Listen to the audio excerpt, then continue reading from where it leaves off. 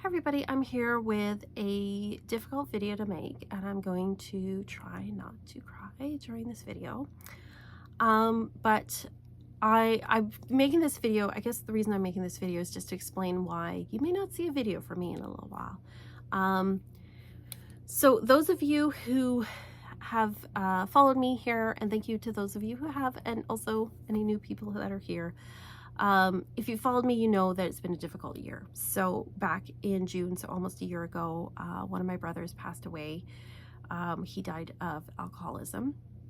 And that is the second brother that I've lost. One of my other brothers died in 2009. He died of an aneurysm. And that was like losing my brother to alcoholism. It was like terrible. And I posted the video I made below about that. And then at the end of August, my mother-in-law passed away from cancer. She'd been ill for a while with various things, but that's ultimately what happened with her. And yeah, so it's been difficult. Like, it was a difficult summer for sure. And now I've had another death, and this one has completely like knocked me sideways. So what happened was, I found out about 2 weeks ago that that an ex-boyfriend of mine from my 20s, like when I was younger, was murdered. I'm not going to go into the details about it or say his name or anything because I want to obviously protect privacy for his family and everything. But it's pretty brutal, and I'm really struggling with processing that, and just this whole year has been like, with that stuff, has just been like so horrible. And the more I find out about what happened to, like, the more I'm piecing together things, the worse it kind of gets. So I am struggling with processing that, and I had, like, for obvious reasons, I had like at the end of April, I had like all these plans for the month of May, and making videos and doing stuff on my Patreon and all this stuff, and I've just completely, like, I just feel like everything's turned off. Like, I want to thank my patrons for being so lovely. I'm still, you know, doing readings over there and doing the weekly like astrology and tarot, but that is as much as I can manage right now. It's been really difficult, and I honestly don't feel like I can dispense like witchy, spiritual, whatever to people when I just feel like an utter mess right now. And it's also like really kind of like, besides being heartbreaking, not gonna cry, it's really just like shaken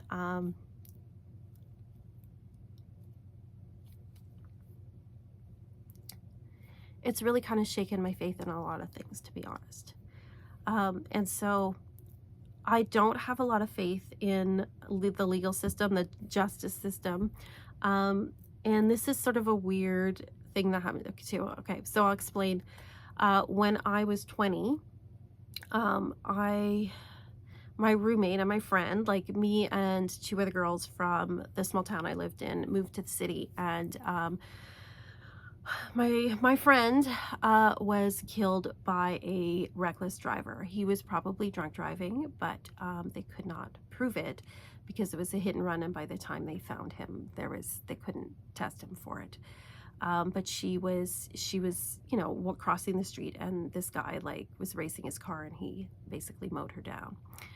And that was sudden and shocking. And the strange, weird thing is, the ex-boyfriend that was murdered, he was with me the night that that happened. And so there is a weird circling back to all of that, which adds this other layer to it, right? Obviously.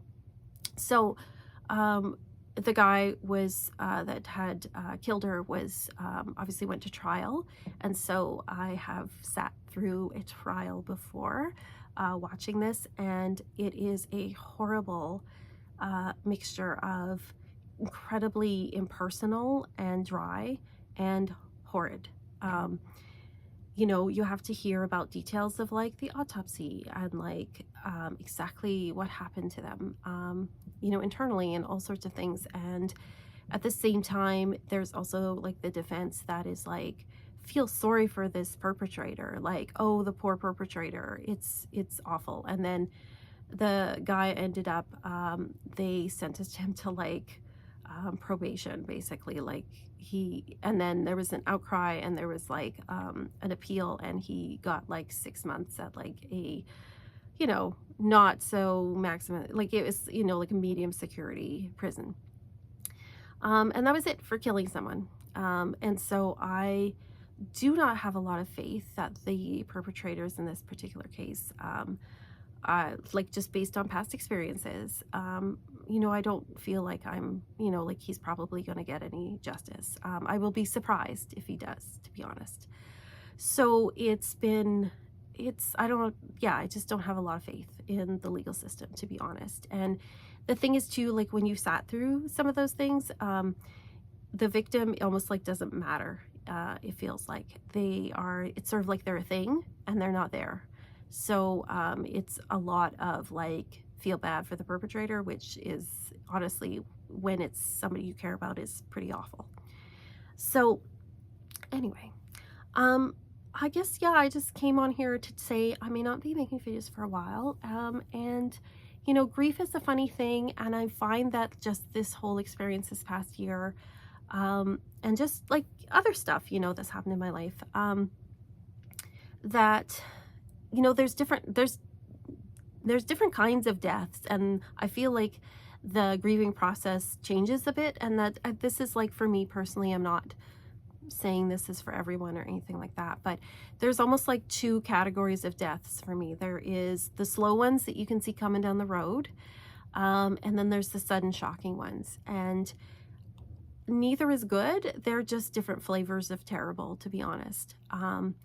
Like I think some of the easiest ones taken, and no death is easy to take, let me clarify that for sure, but for me, like when somebody, and again, I'm just speaking from my experience, but for me, when somebody, is older, they've had like a good lifespan, and then they pass away, like it's still sad and you miss them, but you're all like, okay, well, they had a full life, and, it was their time and everything like that. So you can like kind of rationalize it like a little bit more. And then, there's other slow deaths that are terrible, which is like when you watch someone, slowly, get eaten away by cancer. Like it's just terrible to watch somebody. And I remember like with my mother-in-law, like when she passed away, it was sad, and I miss her. But there's also like a relief that they're not suffering anymore. Like they're not suffering. But it's the hard part is like, the grieving part is like when you're watching them, like, whatever illness it is, like suffering is like that's like the really hard part, I find. And then having like, my brother pass away from addiction, that's a slow death. It's like, some people, I'm not telling people how to see this. I'm just saying this is how I'm seeing things. But like some people describe like addiction or alcoholism as a disease. And, watching this happen was like, I felt like it was like a slow suicide. Like it's just watching somebody throw their life away. And, I don't suffer from addiction, so I don't really understand it, but I'm just, saying how I feel about it. And, watching someone and not being able to stop them, not being able to help them is torture. Like it's terrible. And so those slow deaths have their own particular terribleness to them, right? And then you have like the sudden shocking deaths, right? And part of it is the shock that somebody's like just like gone like that. And, again, you can kind of like categorize them a little bit. Not that I want to like categorize death, but I find in my experience that they are all a little bit different in their own way. There's the sudden death of like a medical thing. Like recently, I didn't really know this person, but there was an acquaintance of mine that suddenly they had a heart attack at 42 and they were gone. But a lot of people I knew were friends with this person, and they were like very shocked and very upset. And, you know, with those kind of deaths, it's always like the shock of it, right? Because it's like, I just saw this person, or, you know, I didn't know that this, and the person probably didn't know they had this issue either. They were just suddenly gone. And again, like with my brother that passed away in 2009, you know, he had an aneurysm. It was like out of nowhere. Like none of us knew that that was going to happen or anticipated it in any way. And so there's the shock. And then I find though, for me, and again, I'm just talking for me, that when it's like a medical thing, I can again sort of say to myself, like, you know, this is terrible and I miss this person, but maybe it was their time or something. Like I just, you know, there was nothing anyone could have done. Like there was nothing anyone could have done to prevent it. It was a horrible thing that happened. I sort of feel that same way when people have been lost to like an accident, like a true accident. You know, it's like, it's the shock of them being gone. But it's also like, well, you feel like there was, what could anybody have done? Like it was like an accident, right? I think, you know, suicide obviously has its own layers of horribleness to it. I've been fortunate enough. I mean, I do think of sort of in some ways, my brother's death as a slow suicide, but like a true, you know, suicide, it has like a whole bunch of like, it's like a layer cake of just terribleness, right? Because I did have years ago, a childhood friend had committed suicide, and a lot of people that were close to her, I mean, it'd been a while since I'd seen her or whatever, but you know, they felt like, what could I have done? Could I have said something to her? What if I had called her that evening? Or, you know, like all of those things. And so it carries like this sort of weight of like, some people feel guilt, even though they logically know that they shouldn't, they still do. And so that is like kind of its own unique horribleness. But when somebody is killed, that is like, I don't know, it's this whole, I feel like there's this whole other like layer to it, right? Like, when my friend was killed by the drunk driver, I don't think that he didn't leave the bar thinking, I'm going to kill someone today, right? Like, but he still did. Like there wasn't that intent there. But it was preventable, and it was something that should not have happened. And when I was young, I like struggled with that for a long time. And then now with this, it's like this, again, I'm not going to go into details or anything, but like there's intent there. And, yeah, it's horrible. The whole thing is just awful. And then there's like anger at the people who did this.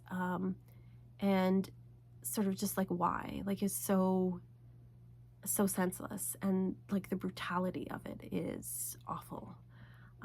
So it's got its own other layer to things, that I think I'm probably struggle with for a while. Not gonna cry. I've cried a lot recently.